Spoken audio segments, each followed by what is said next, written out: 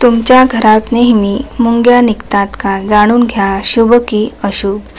शास्त्रानुसार तांदळाच्या डब्यातून किंवा तांदूळ असलेल्या भांड्यातून मुंग्या निघत असतील तर ते शुभ मानले जाते।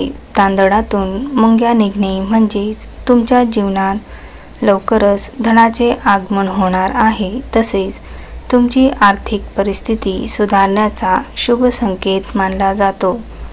शास्त्रानुसार घरात काळ्या मुंग्या भिंतीवर वरच्या दिशेने चढत जात असतील तर ते शुभ मानले जाते।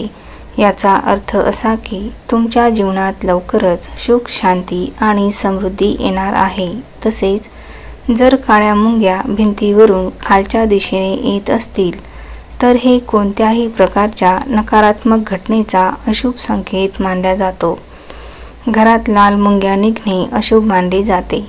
असे म्हणतात की जीवनात येणाऱ्या अडचणी जसे धनहानी, वादविवाद सारख्या गोष्टीचे संकेत असतात। त्याचबरोबर जर लाल मुंग्या एका सरळ रेषेत तोंडात अंडी घेऊन जात असताना पाहत असाल तर हे खूपच शुभ मानले जाते।